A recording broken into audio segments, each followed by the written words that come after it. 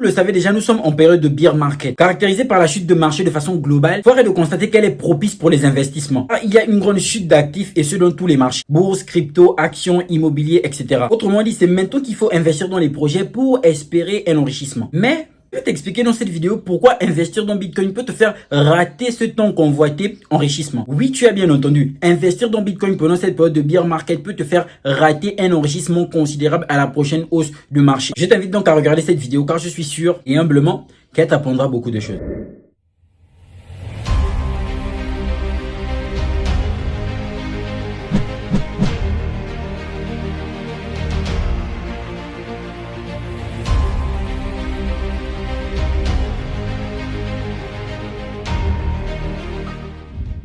Bonjour à toutes et à tous, j'espère que vous allez bien. Bienvenue sur Crypto. Si tu es nouveau, ici je te parle de crypto-monnaie et de révolution qu'apporte la blockchain dans le secteur économique. Si la thématique t'intéresse, je t'invite à bien vouloir t'abonner en activant la cloche de notification pour ne rater aucune prochaine vidéo. Le marché crypto est vaste, plus qu'étant en pleine expansion. Force est de constater qu'en tant que novice, c'est pas toujours évident de se retrouver vu le nombre de vidéos qui existent sur les différentes plateformes dans le but de vulgariser la crypto. Et même avec un niveau moyen, on peut toujours frôler la catastrophe. Ainsi, l'acquisition de compétences, en l'occurrence la formation, est et sera toujours de rigueur. Car la muabilité du marché crypto l'impose. Dans le souci d'une non-présomption de supériorité, je te propose humblement la formation Wheels Crypto, qui a pour but de te donner les outils nécessaires et indispensables pour naviguer dans ce fleuve plein de chutes et de rapides, qui pourrait t'éviter de faire des erreurs fatales, quand bien même tu penserais être prêt après avoir regardé 2 ou 3 vidéos ici et là sur internet. Comme j'ai l'habitude de dire, on n'investit pas dans quelque chose que l'on ne comprend pas. La blockchain et les crypto-monnaies sont un écosystème qui requiert une reconnaissance de compétences pratiques et non théoriques. À titre d'exemple, être soumis à la volatilité est tout sauf théorique. Juste en barre de description, tu trouveras un lien te permettant d'avoir toutes les modalités nécessaires pour être en possession de la formation Wheels Crypto. Maintenant, si tu as un niveau un peu plus avancé, ça devient sérieux. Arrête de t'embrouiller ici et là dans les groupes crypto en train de chercher des projets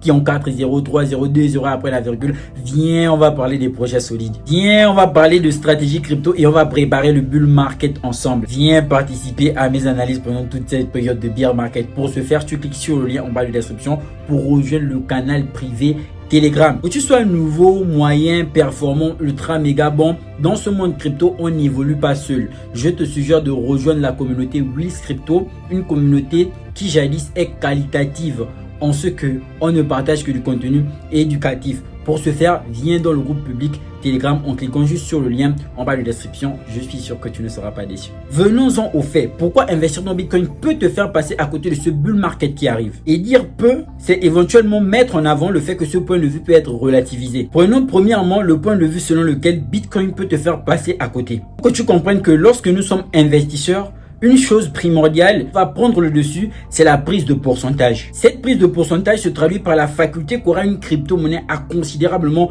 prendre de la valeur. Elle est la matérialisation de la compréhension technologique véhiculée par le projet chez les investisseurs, d'où l'adoption massive de celui-ci par ces derniers. Eh bien, c'est le phénomène qu'on a lorsque Bitcoin prend de la valeur. Éventuellement, plusieurs personnes rentrent dans le marché et comprennent que Bitcoin, c'est le poumon, c'est le pilier et qu'il faudrait en avoir. Comme il y a une demande massive rattachée au principe de halving day de Bitcoin,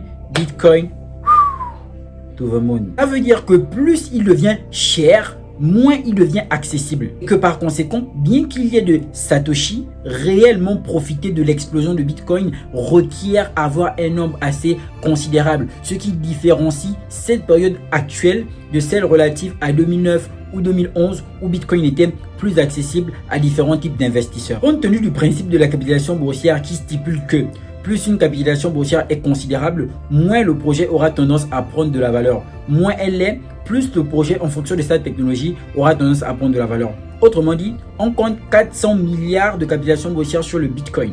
Par conséquent, lorsque Bitcoin prend de la valeur, ne vous attendez pas à ce que ce soit par exemple comme un jeton qui aurait 100 millions de capitalisation boursière qui exploserait de façon considérable. Pourquoi? Parce que la capitalisation du projet mère est déjà trop élevée. On a assisté à une belle prouesse de Bitcoin allant jusqu'à 68 000 $, mais ça ne signifie pas que d'autres projets n'ont pas sérieusement explosé mieux que celui-ci. Comme celui qui a un Bitcoin ne peut pas se réjouir de façon considérable de l'explosion, même à 100 000 $, que celui qui a 130 Bitcoins ou encore 130 000 Bitcoins.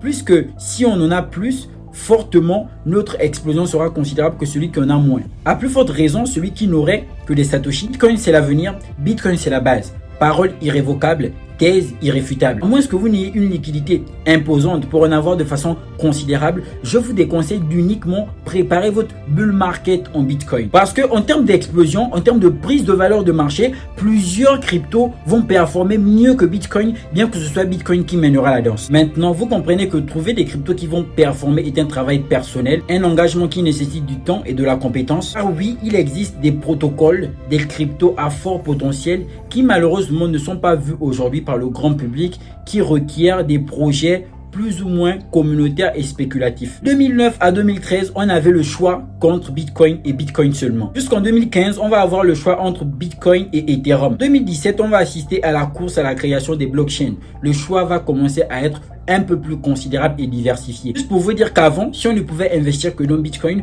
aujourd'hui, on a une chance d'investir dans plusieurs cryptos, plusieurs protocoles à fort potentiel qui proposent réellement des solutions dans la société qui éventuellement seront bénéfiques dans l'avenir. Comprenez qu'être figé uniquement sur Bitcoin, bien qu'étant le poumon et Ethereum le cerveau ou l'inverse, serait tout simplement entre guillemets suicidaire. À coup sûr, on parlera toujours de conservation ou de reprise des capitales dans le long terme, mais en termes d'enrichissement, est-ce que ce serait vraiment un choix qui serait judicieux? Parce que je ne pense pas, car en fonction de tous les protocoles qui existent, on pourrait éventuellement adopter nos stratégies. Non pas la stratégie, mais plusieurs stratégies, car plusieurs crypto-monnaies engendrent plusieurs stratégies, bien évidemment. Est-ce dire qu'il ne faudrait plus ou pas investir dans Bitcoin? Pas du tout. Moi-même, j'en ai. Mais en termes de prise de valeur, en termes d'enrichissement, est-ce le choix uniquement Bitcoin qui serait judicieux? C'est non, tout simplement non. Rappelons quand même qu'en termes de stratégie et en termes d'investissement, on vous dira toujours et jamais assez que vous et vous seul êtes le maître de vos investissements. Mais cela ne signifie en aucun cas qu'il faudrait être borné, car il y aurait des alternatives, des analyses, des stratégies que les autres proposeraient, mais qu'hélas, on ne pourrait pas voir si on se considère uniquement comme l'absolu. Néanmoins, je pense et je continuerai de penser qu'il va vraiment falloir y réfléchir. Je vous ai donné des outils tels que Market Cap Off qui, en fonction de la capitalisation boursière d'une crypto-monnaie, peut vous permettre de prédire le prix d'une autre. Il est donc de votre devoir de jouer avec ces outils d'analyse pour vous permettre d'optimiser vos stratégies et vos points d'entrée. Après, je fais aussi cette vidéo, c'est parce que je prends en compte le fait de la liquidité. Le fait de la liquidité, c'est voir que tout le monde n'aurait pas la possibilité d'acheter du Bitcoin. En tout cas, pas un Bitcoin. Des Satoshi, oui, mais pas un Bitcoin. Mais concrètement, est-ce que le choix que l'on fait d'acheter des Satoshi jusqu'à 2030 ne serait pas moins judicieux que d'acheter des projets qui pourront à l'avenir nous permettre d'acheter Bitcoin? Car oui, c'est possible. Ça veut dire que peu importe le prix que Bitcoin prendra, estimons qu'on ait un Bitcoin à 100 000 $ au prochain bull market. Ce qui est évident, c'est que on aura toujours la possibilité d'acheter du Bitcoin, car même s'il part à 100 000 $, il va toujours redescendre. Et donc, si on aurait pu entre-temps, en investissant dans d'autres protocoles, emmagasiner autant de cash, on pourra à l'avenir acheter du Bitcoin. Car oui, Bitcoin constitue une bonne valeur de réserve. On est conscient qu'à l'avenir, lorsque les crypto-monnaies seront adoptées de façon considérable, on ne va pas faire les échanges en Shiba Inu. On ne va pas faire les échanges nécessairement en Dogecoin ou autres crypto-monnaies qui ont eu au départ une histoire très spéculative. Mais on va devoir se baser sur des piliers, des cryptos ou encore des protocoles qui ont servi à développer l'écosystème. Quoi qu'il en soit, Bitcoin reste incontournable, il en est de même pour Ethereum, mais ça ne signifie pas que sur le moment, dans ce contexte, parce que ce sont des cryptos qui sont incontournables, on va tout aller plaquer sur elles, tout en sachant qu'en réalité, on vise un enrichissement bien que technologique sur le long terme. Là, il y a des protocoles et des projets, une fois de plus, qui sont plus bas avec un potentiel énorme qui hélas ne sont pas vus aujourd'hui. On avait parlé du projet Axelar qui fait dans l'interopérabilité. Axelar aujourd'hui n'est pas considérablement vu par les gens, mais dans 5 ans, 10 ans, qui sait ce que pourra devenir Axelar? À titre de rappel, l'explosion d'une crypto-monnaie va prendre ampleur en fonction de la technologie qu'elle propose. Ethereum est arrivé en 2014. Quand Ethereum arrive, l'unité coûte 0,0064 $. 7 ans plus tard, on a un Ethereum à 4 000 $, environ plus de 600 000%. Après, la diversification reste importante parce qu'il y a des projets qui sont technologiques, qui ne vont pas nécessairement prendre de la valeur. Je répète, il y a des projets qui sont technologiques, qui ne vont pas nécessairement prendre de la valeur. Ça veut dire que ce sont des projets qui, lorsqu'on parle du point fondamental dans l'écosystème, on les regarde. Mais en termes de prise de valeur, ça ne va pas nécessairement prendre de la valeur. D'ailleurs, Atom de l'écosystème Cosmos a été reproché pour cela. Certes, le projet il est solide. Certes, il y a des choses à apporter. Mais le fait que les jetons aient été trop stakés ne permet pas une prise de valeur en ce qu'ils seraient interchangés. Par conséquent, ça crée un grand problème. Pas étonnant qu'ils aient eu besoin de faire la mise à jour, en l'occurrence Atom 2.0.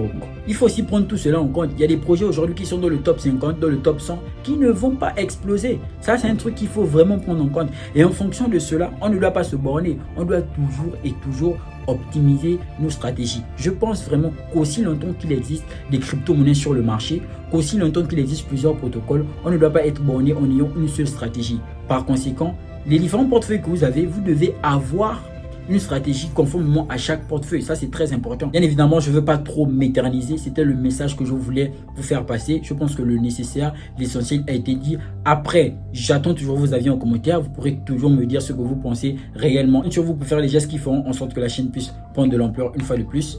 Likez, commentez et partagez. On se retrouve très bientôt dans une nouvelle prochaine vidéo. Peace out.